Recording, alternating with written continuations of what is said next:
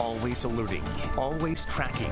This is Next Weather. And our dry stretch of weather continues into next week. Not tracking any storms, not tracking really any big rain chances. Only a fly in the ointment here, as we say, is breezy conditions beginning tomorrow. I think inland areas will be fine, right? So this is going to be an issue for boating and along the beach. And still, our weekend coming up, fast approaching here tomorrow, Friday, continues to show signs of just fabulosity. Can we say that? Low to mid 80s the next few days. That's a little below average for this time of year. We'll take it with the humidity being this low.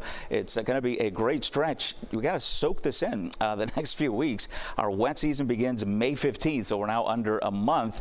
And you know the drill there. Daily afternoon storms, and of course the humidity just shoots up and never goes down until we get into the fall. 10% rain chances. That's how dry we are, and that's not even until the middle of next week. So we're looking good. Warm and breezy. And that'll describe pretty much the entire weekend, Friday through Sunday, and even as you saw there, Monday and Tuesday, pretty much the same. As far as the winds, though, this will be the issue, and again, particularly for boating, because things are going to start ramping up, and the seas are going to start getting churned up here. So we're looking at 20, 25 mile-an-hour gusts. These are not sustained winds, but still, this is going to be enough to get us into that caution for a small craft, and eventually, likely, a small craft advisory. And that also, because of the speed and because of the wind direction out of the east, that's going to be a problem for the beaches as well, where we're going to have the rip currents. That threat is going to be high. In fact, we have a high rip current risk alert out there from the Weather Service. Northeast winds 10 to 15. That's going to bring us 3 to 4 foot waves, and temperatures, water temperatures still steady. No movement there, upper 70s. Both the Atlantic waters and the Florida Keys now under that small craft caution.